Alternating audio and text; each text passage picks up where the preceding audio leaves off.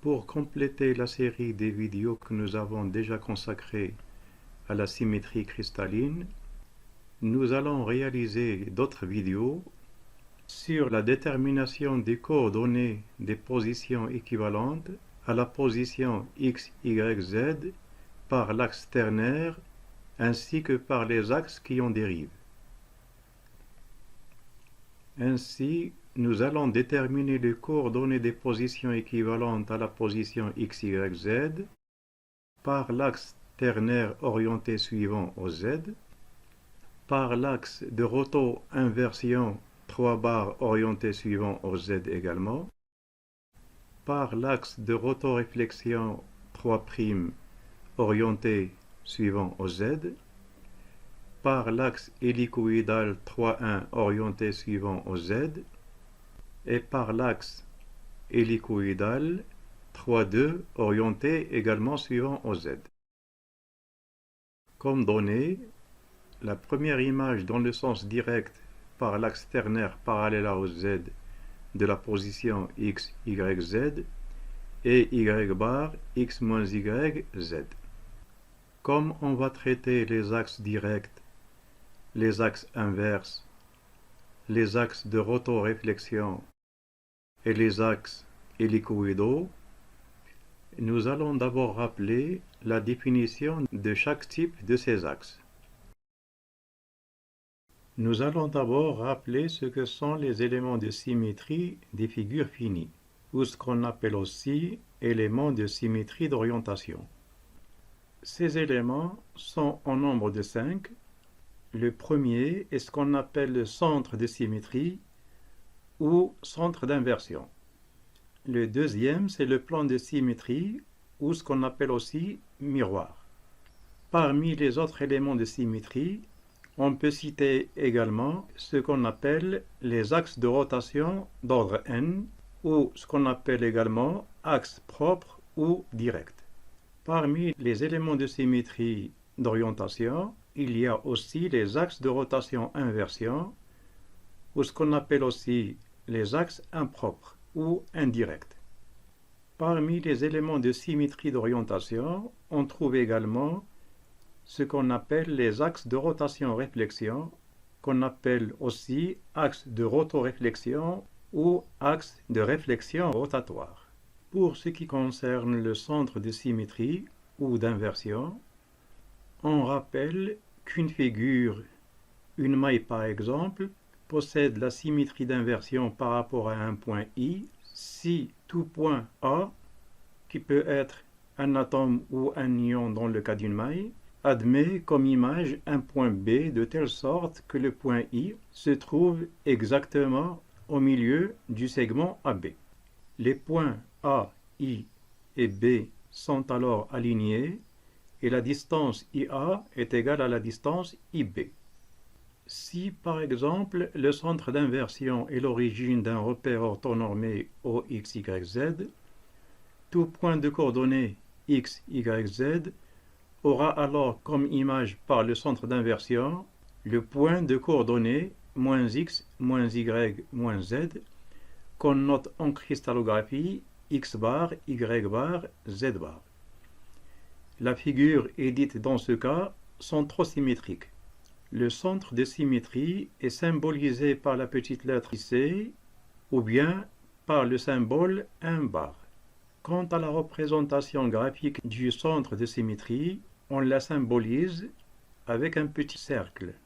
Pour ce qui concerne maintenant le plan de symétrie ou ce qu'on appelle miroir, on peut dire qu'une figure telle qu'une maille possède un plan de symétrie ou miroir si tout point A, qui peut être un atome ou un ion dans le cas d'une maille, donc tout point A, situé d'un côté du miroir, admet comme image un point B, situé de l'autre côté du miroir et à la même distance du miroir que le point A, de telle sorte que le segment AB soit perpendiculaire au miroir.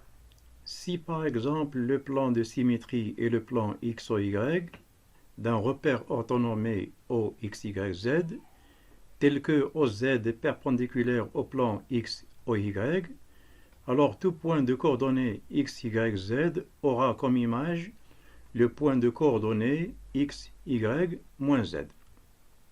Ainsi, seule la coordonnée qui est en dehors du miroir, à savoir la coordonnée z, est inversée. Un plan de symétrie ou miroir est symbolisé en cristallographie par la lettre petit m.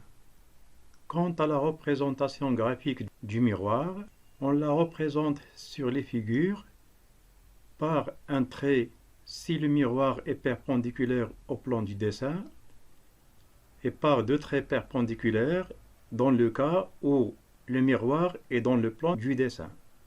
Pour ce qui concerne maintenant les axes de rotation d'ordre n, ou ce qu'on appelle aussi les axes propres ou directs, on peut dire qu'un axe de rotation d'ordre n fait coïncider le cristal avec lui-même après une rotation dans le sens trigonométrique direct d'un angle égal à 2π sur n. n est un entier positif. La figure suivante schématise l'opération de rotation autour d'un axe d'ordre n dans l'espace et en projection. Le signe plus sur les projections signifie que la position est au-dessus du plan de projection. Nous signalons que seuls les axes de rotation n d'ordre 1, 2, 3, 4 et 6 sont compatibles avec la périodicité du réseau cristallin. À savoir qu'en cristallographie, les axes directs qu'on trouve sont les axes d'ordre 1, 2, 3, 4 et 6. Pour la démonstration de ce propos, voir la vidéo dont le lien est le suivant. Nous précisons au passage que l'axe 1 est appelé l'axe identité, l'axe 2 est appelé l'axe binaire, l'axe 3 est appelé l'axe ternaire, l'axe 4 est appelé l'axe quaternaire et l'axe 6 est appelé l'axe sénaire. Pour plus de détails sur le centre d'inversion, le miroir et les axes de symétrie directe ou propre, voir la vidéo dont le lien est le suivant. Comme nous l'avons signalé tout à l'heure, parmi les axes de symétrie d'orientation, on trouve les axes de rotation-inversion, ou ce qu'on appelle aussi les axes impropres ou axes indirects. Par définition, un axe de rotation-inversion, dit aussi roto-inversion ou inversion rotatoire, fait coïncider le cristal avec lui-même après une rotation d'angle 2π sur n autour de l'axe, dans le sens trigonométrique direct, suivi d'une symétrie ou inversion par rapport à un point situé sur cet axe. Sur la figure, le point en question est le point I. De point de vue notation, un axe d'inversion ou de rotation-inversion se note n bar, où n est l'ordre de la rotation. Comme pour les axes directs, seuls les axes de rotation inverse n bar d'ordre 1, 2, 3, 4 et 6 sont compatibles avec la périodicité du réseau cristallin. À savoir qu'en cristallographie, on ne rencontre que les axes inverses 1 bar, 2 bar, 3 bar, 4 bar et 6 bar. 1 bar est l'inversion pure. 2 bar correspond à une rotation de π suivant l'axe 2 bar, suivi d'une inversion, ce qui est équivalent à une réflexion par rapport à un plan perpendiculaire à l'axe de la rotation. Cette opération est plus fréquemment indiquée par la lettre petit m, c'est-à-dire réflexion par rapport à un miroir. Pour plus de détails sur les axes inverses, voir la vidéo dont le lien est le suivant. Le dernier type d'éléments de symétrie d'orientation sont les axes de rotation-réflexion, ou ce qu'on appelle aussi axe de rotoréflexion ou axe de réflexion rotatoire. Par définition, un axe de rotation-réflexion, dit aussi rotoréflexion ou réflexion rotatoire, fait coïncider le cristal avec lui-même après une rotation d'angle 2π sur n autour de l'axe n, mais cette fois suivie d'une symétrie ou réflexion par rapport à un plan perpendiculaire à cet axe, et ce, comme le montre cette figure. Nous signalons qu'un axe de rotation-réflexion se note n', où n est l'ordre de la rotation. Pour plus de détails sur les axes de rotation-réflexion, voir la vidéo dont le lien est le suivant. Nous signalons enfin que la plupart des ouvrages scientifiques en cristallographie ne mentionnent pas ce type d'axe du fait qu'ils sont équivalents à des axes d'ordre n direct ou bien à des axes inverses n bar ou bien à une combinaison des axes d'ordre n et des axes inverses n bar. Nous signalons au passage qu'autour d'un axe d'ordre n direct, il y a n positions équivalentes. Et les n positions autour d'un axe d'ordre n sont retrouvées en effectuant n rotations de 2π sur n autour de l'axe.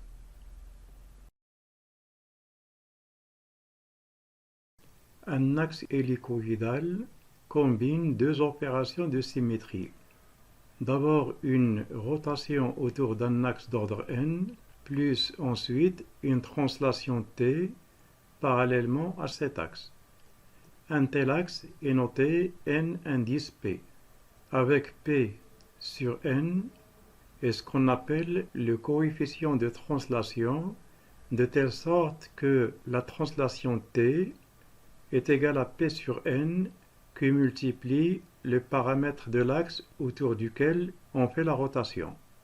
L'illustration d'un axe hélicoïdal peut se faire par le schéma suivant. Les coordonnées de l'atome A2, image de l'atome A1 par un axe hélicoïdal n indice p, s'obtiennent en faisant tourner l'atome A1 autour de l'axe hélicoïdal d'une rotation 2π sur n comme s'il s'agit d'un axe d'ordre n direct, et le point obtenu par cette rotation sera translaté de la translation t égale donc à p sur n fois le paramètre de l'axe np. À titre d'exemple, si ce dernier est l'axe OZ, son paramètre est c, et par conséquent la translation serait égale à p sur n fois c. Nous faisons remarquer au passage que le paramètre p est un entier qui peut prendre n-1 valeur entre 1 et n-1. Ainsi, les axes hélicoïdaux possibles sont en nombre de 11, et il s'agit de l'axe hélicoïdal de 1, des axes 3,1, 3,2, des axes 4,1, 4,2, 4,3 et des axes 6,1, 6,2, 6,3, 6,4 et 6,5. Si on revient maintenant au traitement de l'exercice, le premier cas que nous allons traiter est la détermination des coordonnées des positions équivalentes à la position x, y, z par l'axe ternaire orienté suivant OZ. D'après l'énoncé de l'exercice, l'image de la position x, y, z par l'axe ternaire orienté suivant OZ est la position de coordonnées y bar, x moins y, z. Si on note cette image x', y', z', alors son image par l'axe 3 serait y' bar, x' moins y', z', soit moins x moins y, y bar, moins x moins y, z. Ici, y bar n'est autre que moins y. La position recherchée a alors comme coordonnées y moins x, x bar, z. L'image par l'axe ternaire orienté suivant OZ de la position y bar, x moins y, z est alors y moins x, x bar, z. Et si maintenant on applique de la même façon l'action de l'axe ternaire parallèle au z à la position y moins x, x bar, z, on revient à la position de départ initiale x, y, z. Autour de l'axe ternaire direct, il y a donc trois positions équivalentes de même nature dont les coordonnées sont x, y, z, y bar x moins y, z et y moins x, x bar, z. Nous signalons que la première image de x, y, z par l'axe ternaire peut être obtenue par la matrice suivante. Et l'application de cette matrice à la position x, y, z nous donne la position x', y', z' de telle sorte que x' est égal à y bar, y' est égal à x moins y et z' est égal à z. Nous faisons remarquer au passage que comme l'axe ternaire est orienté suivant au z, c'est que la troisième coordonnée des trois positions est la même. Nous faisons remarquer également que les coordonnées des images de la position x, y, z peuvent être obtenues en utilisant la projection sur le plan x, y suivante. Sur cette figure, on voit bien que la rotation de la position x, y, z d'un angle de 2π/3, à savoir 120 degrés, nous amène à la position de coordonnées y bar x moins y, z. Et l'application à nouveau de la rotation 2π/3 à cette position, on obtient la position de coordonnées y moins x, x bar, z. Et la rotation une dernière fois de cette position d'un angle de 2π/3, on revient à la position initiale x, y, z. Faisons remarquer que les trois positions, puisqu'ils sont à la même hauteur z autour de l'axe ternaire, elles forment un triangle équilatéral, c'est-à-dire un triangle dont les trois côtés sont égaux. Pour la démonstration de la matrice M3, voir la vidéo dont le lien est le suivant. Enfin, la représentation graphique des positions équivalentes par l'axe 3 peut être consultée sur la vidéo dont le lien est le suivant.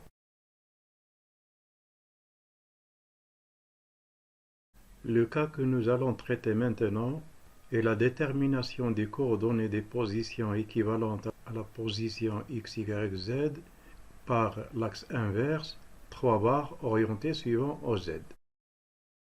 Les coordonnées des positions équivalentes à la position x, y, z générées par l'axe inverse 3 barres sont étroitement liées aux coordonnées des positions équivalentes à la position x, y, z générée par l'axe ternaire.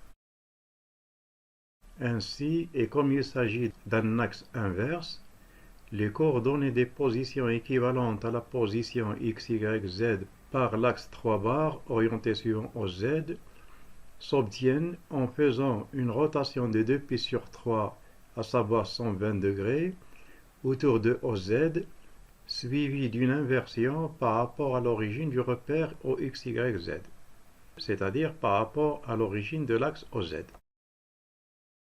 Dans ces conditions, les coordonnées des positions équivalentes à la position x, y, z par l'axe inverse 3 barres orienté suivant OZ s'obtiennent de la façon suivante.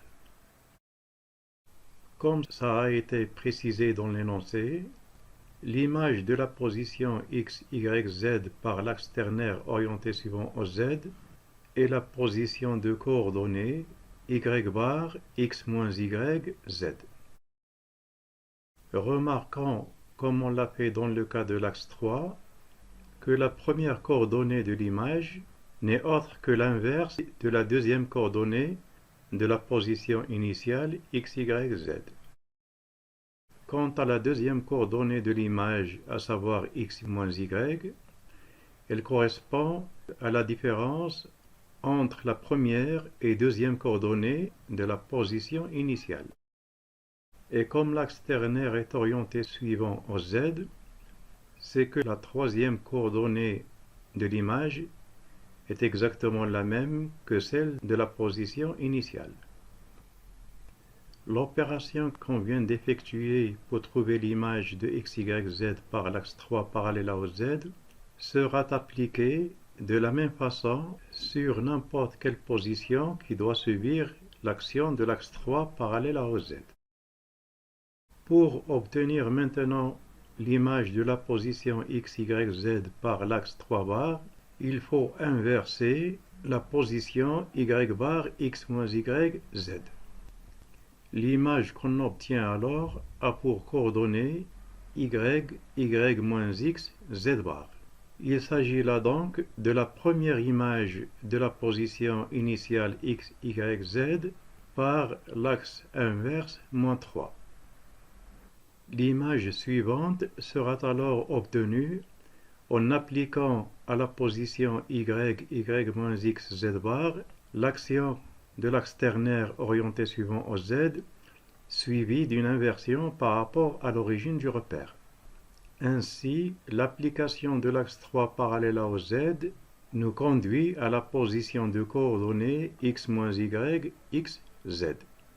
La première coordonnée de l'image x moins y n'est autre que l'inverse de la deuxième coordonnée de la position précédente. Quant à la deuxième coordonnée x, elle correspond à la différence entre la première et deuxième coordonnée de la position précédente, à savoir que ça correspond à la différence y, y moins x. Et comme l'axe ternaire est orienté suivant au z, c'est que la troisième coordonnée, à savoir z bar, ne change pas. Et en inversant maintenant la position x moins y, x, z bar, on obtient la position de coordonnées y moins x, x bar, z. Il s'agit là donc de la deuxième image de x, y, z par l'axe inverse 3 bar.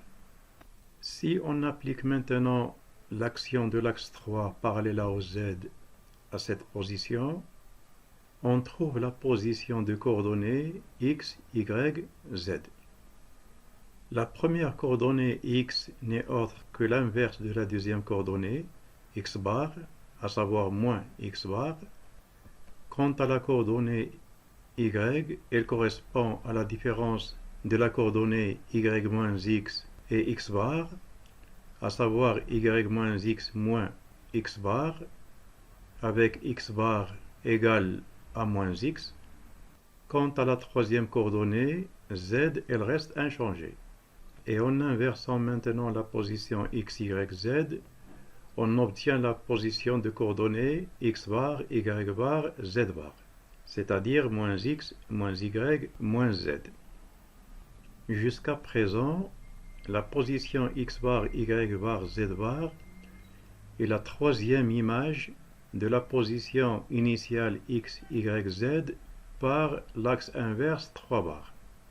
Et si on applique maintenant l'action de l'axe 3 parallèle au z à la position moins x, moins y, moins z, on trouve la position de coordonnées y, y moins x, z bar. La première coordonnée y n'est autre que l'inverse de la deuxième coordonnée de la position précédente. Quant à la deuxième coordonnée, à savoir y moins x, il correspond à la différence x bar moins y bar, à savoir moins x moins y. Quant à la troisième coordonnée z bar, elle reste inchangée.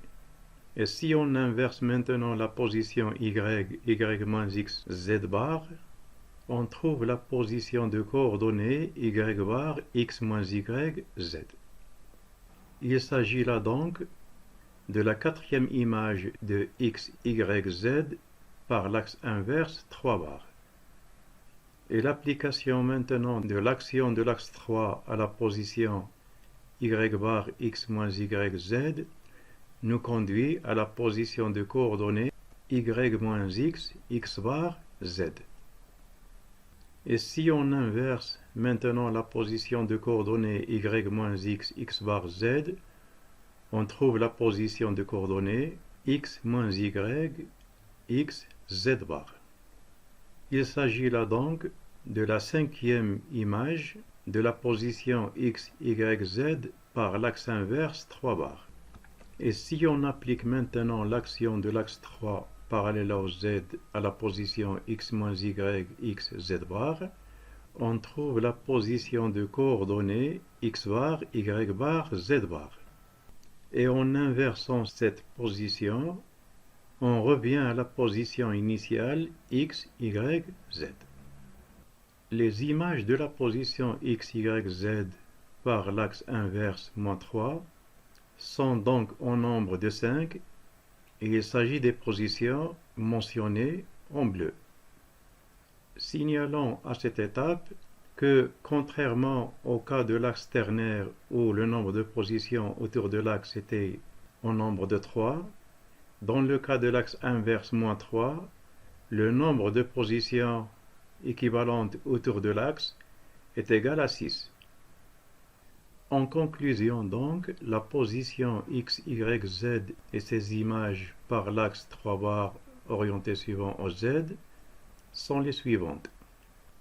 Nous signalons au passage que la première image y, y moins x, z bar de la position x, y, z par l'axe inverse 3 bar peut être obtenue par la matrice suivante. En effet, l'application de cette matrice à la position x, y, z nous donne la position de coordonnées x', y', z' de telle sorte que x' est égal à y, y' est égal à y moins x et z' est égal à z bar. En cas de besoin, pour la démonstration de la matrice M3 bar, voir la vidéo dont le lien est le suivant. Pour clore le cas de l'axe inverse 3 bar, nous signalons que les coordonnées des positions équivalentes à la position x, y, z par l'axe 3 bar sont exactement celles de x, y, z par l'axe de rotoréflexion ψ'. La démonstration peut être consultée sur une vidéo précédente que nous avons consacrée à l'axe de rotoréflexion ψ'. D'un autre côté, les trois positions qui ont la même troisième coordonnée z, ces positions sont liées par l'axe 3 parallèle à OZ. Et de ce fait, ils forment un triangle équilatéral.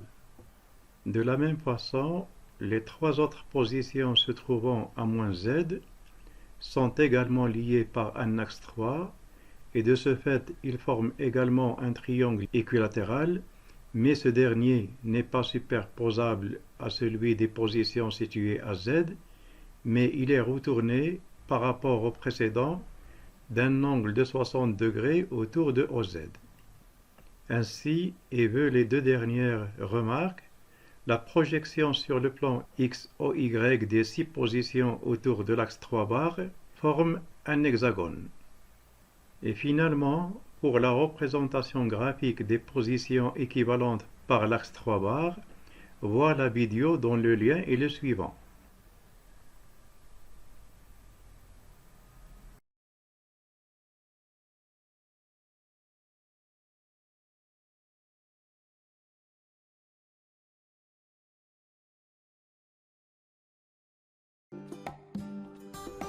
J'espère que la présente vidéo vous a bien servi et à la prochaine.